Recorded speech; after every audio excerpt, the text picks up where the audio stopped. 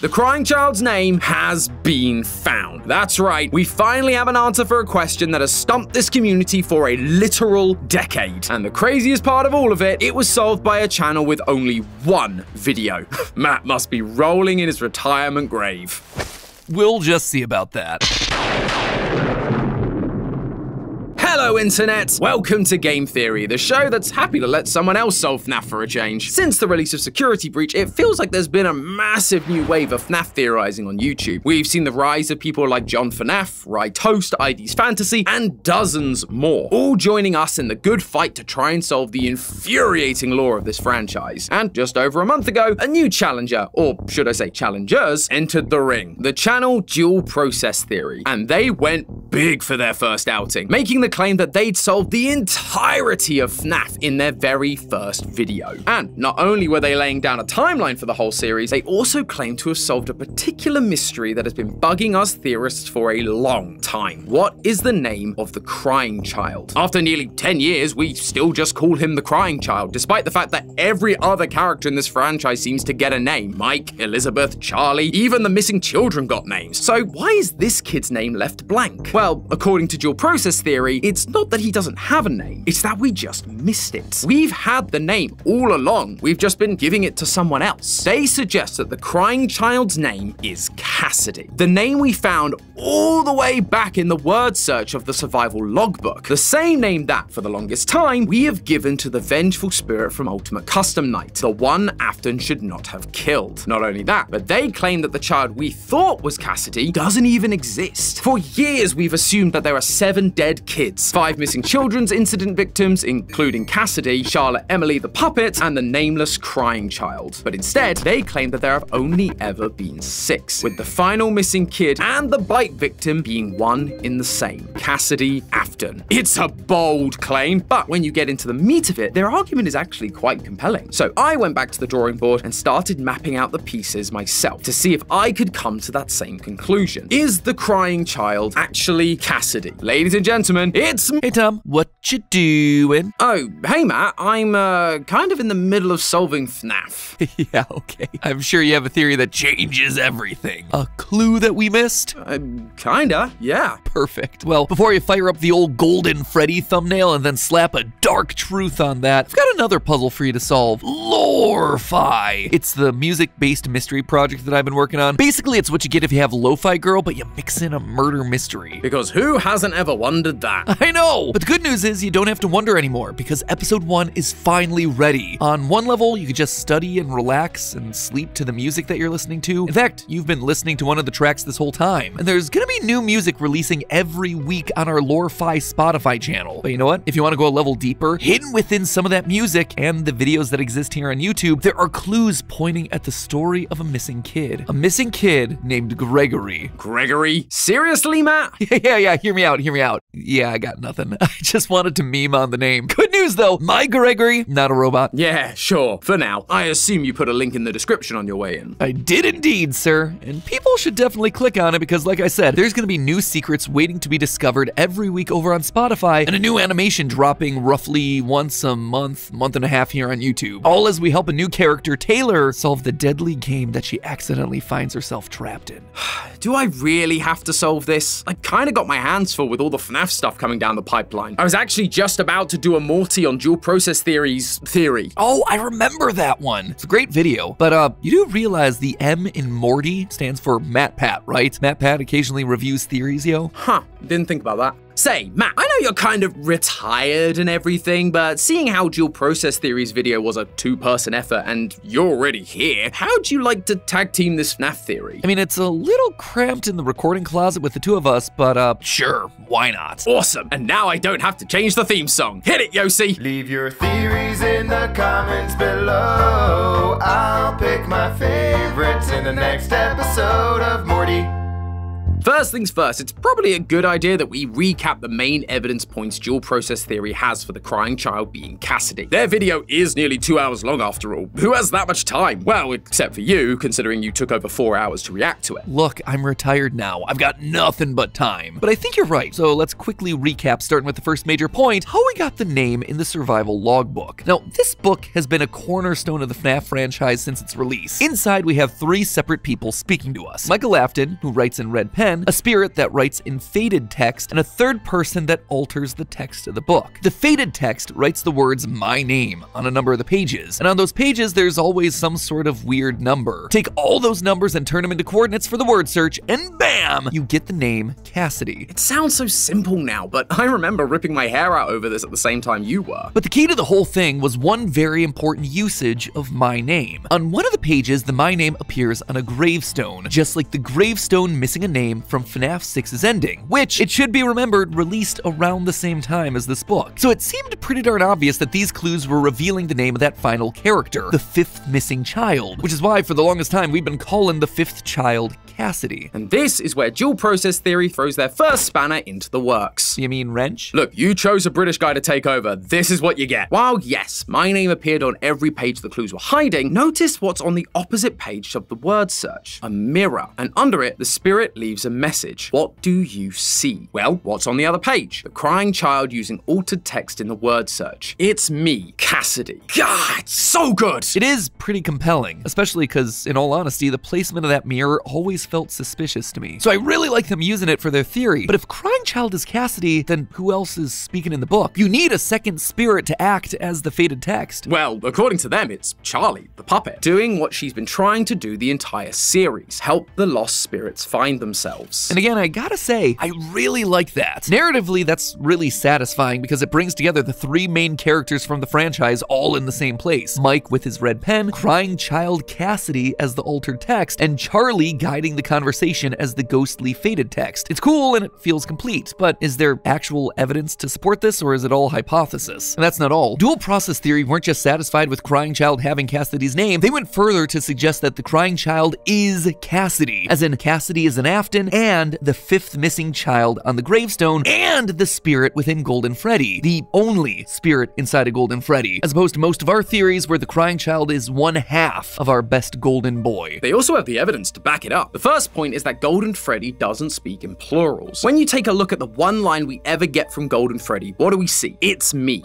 singular, implying that there's only one spirit in there. Compare that to what we see in the books. Throughout the series, there have only been 2 instances of animatronics possessed by multiple people. The first is the Stitch Wraith from the Fazbear Frights epilogues. The second is Rosie Porkchop from the Fazbear Frights story Together Forever. And while the Stitch Wraith isn't able to speak until the second soul is gone, Rosie Porkchop speaks while still containing both spirits, and refers to itself as ladies in waiting. It's using plurals showing the 2 spirits. We're gonna come back to that point, right? Yeah, don't worry, we're gonna come back to all of this. Okay, great, because I have thoughts on that one. The second point they bring up is everyone's favorite FNAF 3 classic, Happiest Day. This is the final minigame where we see the puppet giving cake to the birthday child, surrounded by their friends in animatronic masks. Once the puppet delivers the cake, the child stops crying, puts on their Golden Freddy mask, and all the children's spirits move on. Well, except for Charlie, because she's still got to show up in FNAF 6.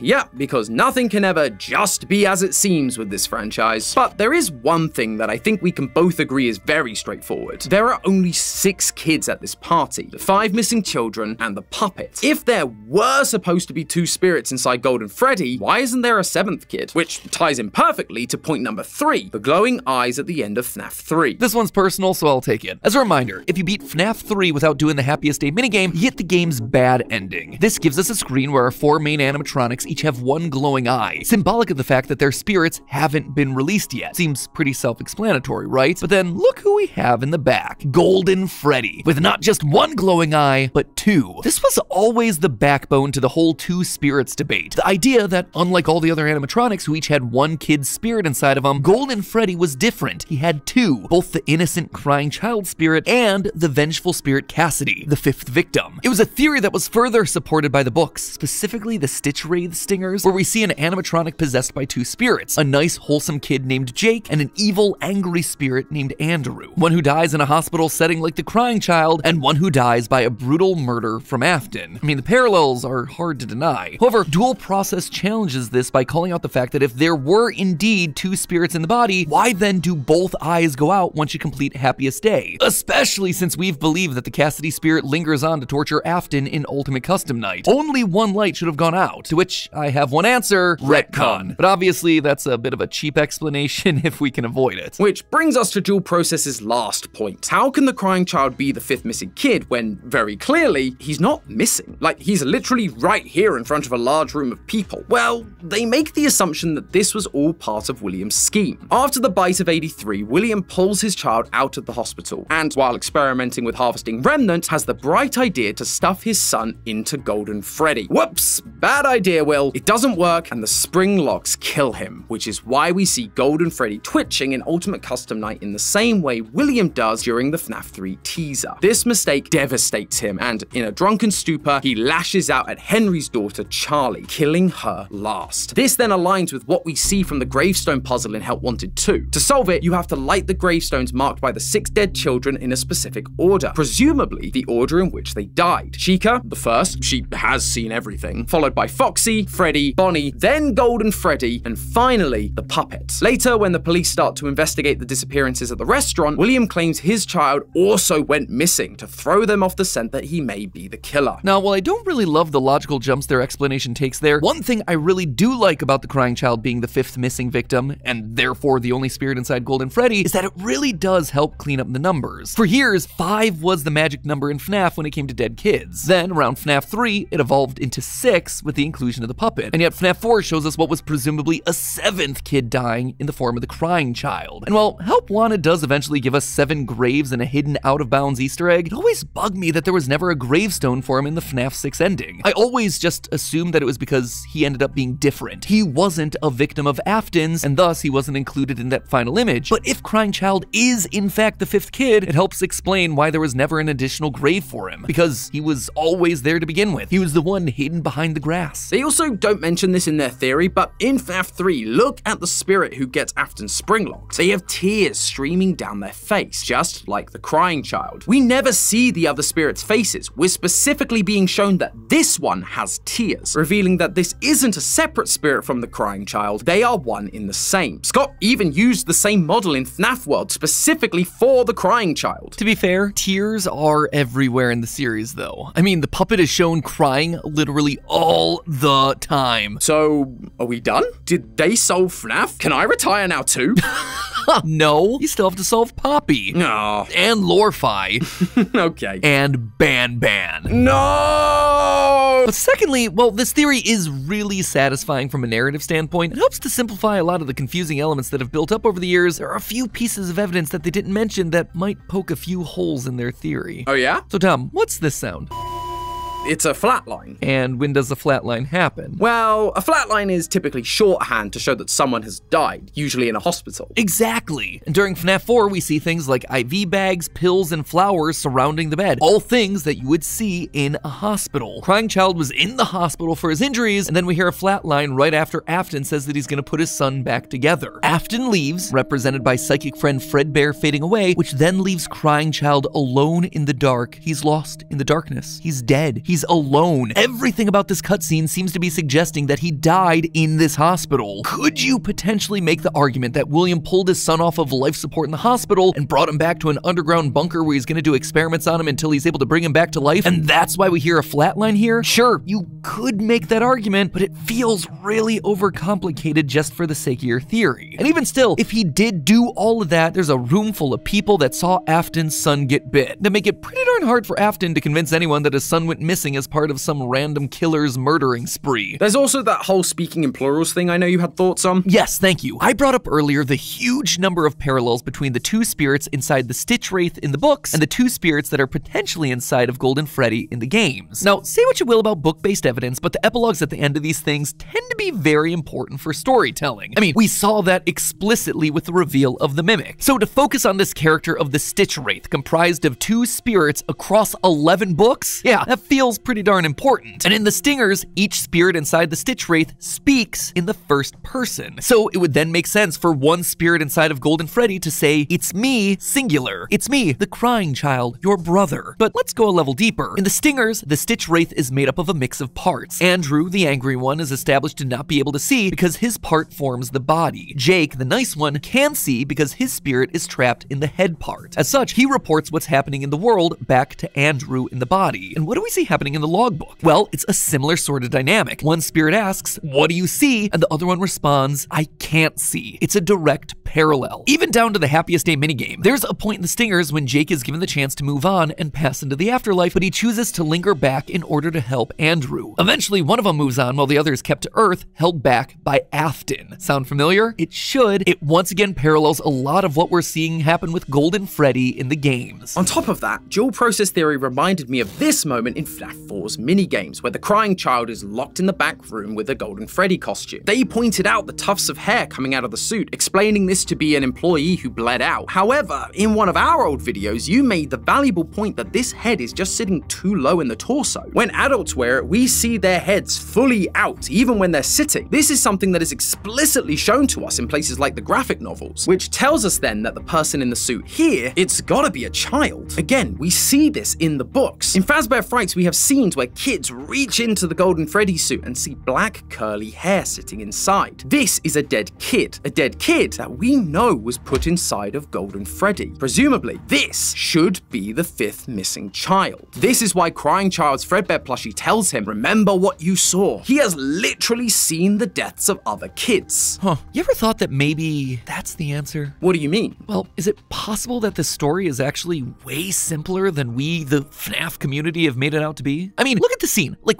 really look at the scene. It is pretty darn self-explanatory. A kid is locked in the storage closet and literal tufts of hair are sticking out of the suit. I remember when I first saw this scene, I overthought this thing to death, assuming that it had to be more than just hair sticking out of the suit. Maybe they were wires or tufts of suit hair or something like that, because this was 1983, and by all accounts, it was the first location. It was Fredbear's Family Diner, the beginning of the timeline. The missing children's incident didn't happen here. It was at Freddy Fazbear's Pizza. Clearly, these brown pixels had to represent something else, but in retrospect, the scene is pretty explicit. There's a kid dead in this suit. Done, cut and dry. Remember what you saw? You saw a dead kid. We, as theorists, are so often desperate to search for narrative satisfaction. We bend over backwards to try and justify timelines where Afton is killing kids because of Elizabeth's death, or because he's trying to put his son back together and he wants to run experiments to harvest remnant from other kids. But what if he's just a weird, sick dude who just started killing kids one day? No overcomplicated backstory required. I didn't get to talk about this before leaving the channel, but in Help Wanted 2, if you light the final gravestones in a very specific order, you unlock a huge lore clue in the form of the Bonnie mask. This is the moment that basically confirms that we're playing the game as Bonnie Bro. But the order of the gravestones, it feels very intentional. They explicitly give us an order of events. Chica first, then Foxy, Freddy, Bonnie, Golden Freddy fifth, Puppet last. It was really confusing because Charlie dying last didn't make any sort of sense. What about this? A wound first inflicted on me. And yet this gravestone evidence is what the games are telling us. It's also kind of what we're seeing in FNAF 4. If that tuft of hair is to be believed, and really, why wouldn't we believe it, that gravestone timeline could probably be right. Afton was just killing kids because he could. He was a deranged serial killer. Man, retirement really has taken a toll on you. But I also think I see where you're going with this. Crying Child witnesses the dead kids in the suits and then gets bit by Fredbear on the day of his party. Afton would be devastated by this, promising to put his son back together. He'd be furious at his business partner Henry because it was his engineering that did this to his boy. Then, one night, an opportunity presented itself. Charlie was locked outside by some bullies, and so Afton, in a fit of rage, killed Charlie.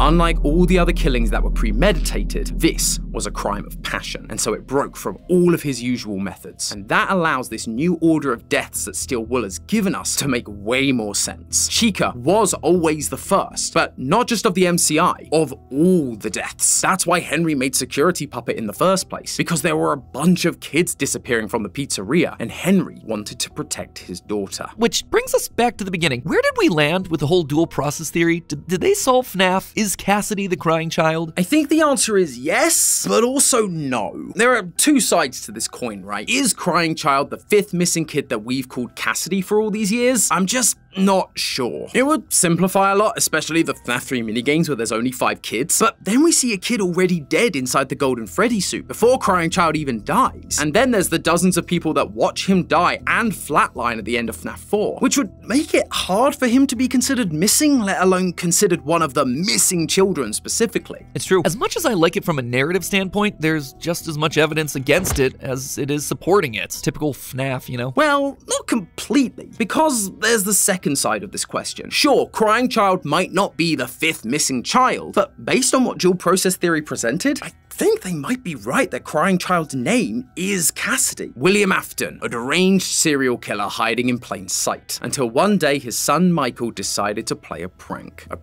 that would kill his youngest son, Cassidy Afton. It has a nice ring to it, I've got to admit. Maybe, and I definitely see it. It's just a frustrating catch-22, you know? We either get to have the Crying Child's name, and in the process we lose the established 5th missing kid name, or Cassidy is the 5th missing kid, and Crying Child remains as nameless as he ever was. I mean, the answer's gotta be in here somewhere, surely. The altered text opposite the mirror returns the spirit's questions with, who are you? What's your name? And with Cassidy not being the 5th missing kid, that leaves the my name gravestone clue wide open. Honestly, my money's on the Foxy grid. We never did solve it, and there's ghostly text written at the start. Maybe we should take another look. Oh, no. There's no we here, my friend. I did my time with that Foxy grid. This is all on you, man. Oh, well then, I guess I better get started. It's not like I had a billion other FNAF things to worry about. Regardless, I suppose I should thank you for helping me out with this episode, Matt. I know Lorfi has kept you pretty busy. Oh yeah, Lorfi. Nearly forgot that I was on here to promote that. Just got so caught up in the FNAF discussion. Anyway, I should probably get back to working on that. The team and I have worked really hard to make this project as great as it can be, and episode 1 just launched today here on YouTube. So if you're in need of some chill beats for studying, working, or sleeping, make sure you check out the Lorfi project over on Spotify. We've got new music releases dropping every week or so with clues hidden inside. So make sure you follow us there to listen as soon as they drop. But if you want to level up your experience, you can always head on over to the YouTube channel and try to piece together the clues to help Taylor solve the mystery surrounding this definitely not a robot kid, Gregory. We've got new animations coming each month that are full to the brim with that sweet, sweet lore.